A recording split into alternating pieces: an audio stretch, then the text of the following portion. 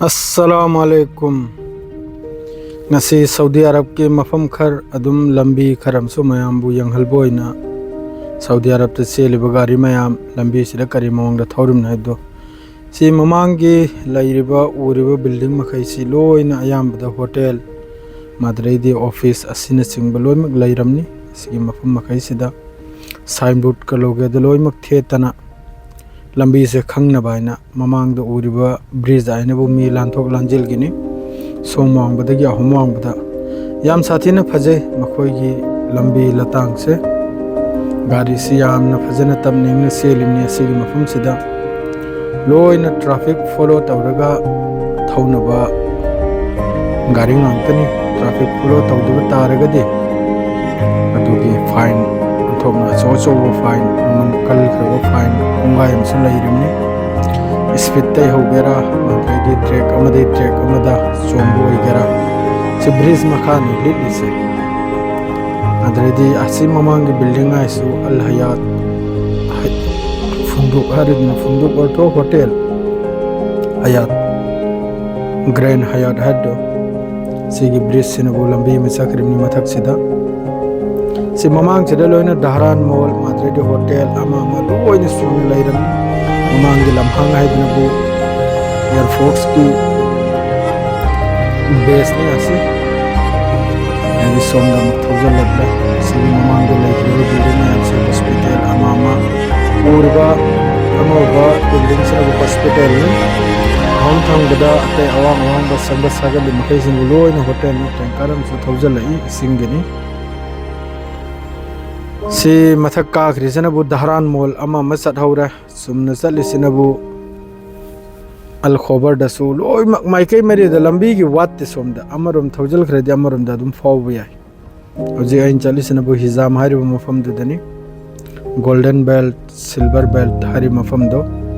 सिदगी हाइजल गदौरमनी याम फजम मफमनि पैसा पाइबतनी असिगी मफम सिद लैरिबा मियोय मखैसे golden belt अद्रैदि silver belt हारि से गोल्डन साइड से नखर पैसा पाइबे हेली सिल्वर से नखर वाले सी अदुम थौजल याम साथीबा याम फजबा पार्क लांग अमा ममायाय सिदा पार्क ओइननि मखोइने सेमिसे सिदनबो अल्लाहु इबा मखोइगी सिंबल अमा अल्लाहगी अदुम सु लैरे याम फजै उबदा सुम थौजल लैमनि तो सोमदै मियम गलोगेदा मक्का मफम अमद कोई भी सकनिमने अदुसु उहल्लके मयामदा अदुम मखा तापसे अदुम यंगथबियो लाइक शेयर अदुम तौजल बिरमु मयाम यारे मखै सब्सक्राइब सु तौजल बिरमु खजूर पाम्फी अमा पाम्फी सिदा याखोई गी आइगी कफिल गी मसानुपी गी मयुम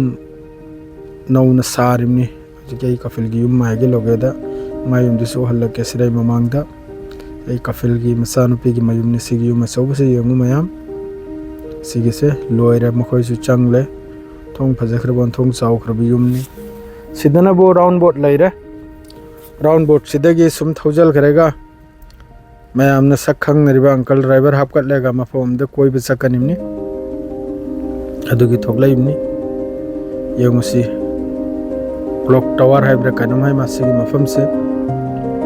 अंकल ड्राइवर न लैरे से सिल्वर टावर साइड तनी महाक के दने चले से महाक को लोखट लेगा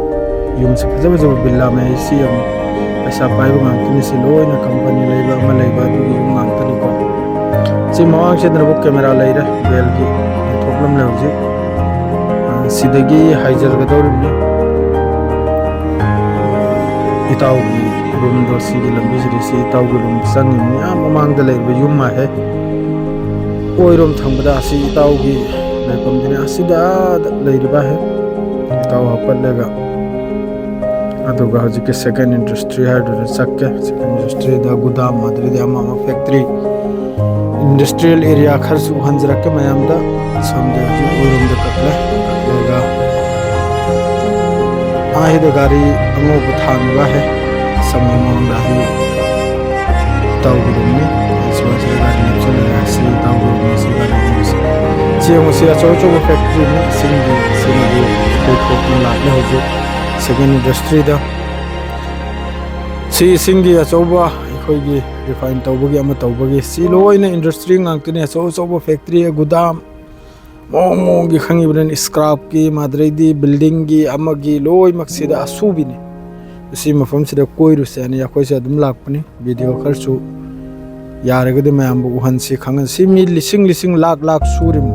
sigi manung sida to ngasi di friday ni na off duty ni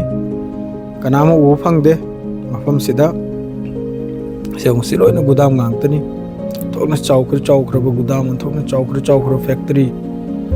oil ki oigera amagi oigera loimak ki sida road ki oigera steel ki oigera yango si mamang gi makai siloni ising gi ni si ising ai khoi gi refine tawbugi ari ba ikhoi gi factory hai tare refinery hai tare pipe mayam si yang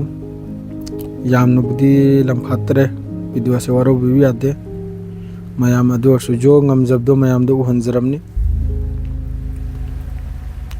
si yang mayam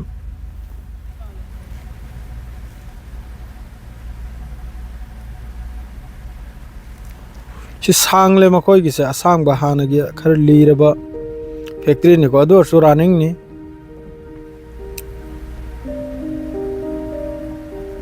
sidana bo oil ki kra oi mara cho bani lai ri se si pura si gi mafam si pura ya khoi gi industrial area un thokna chaw khra ba saudi arab ta ani suba ahum suba dugum ba por ni lai ri se si gi mafam sida kharam so overtime kra sun ni mara mi se manung da lai di lai ri तो से वक्त नहीं था उसे सीधा तुम लोग जंजरा के मैं अस्सलाम वालेकुम।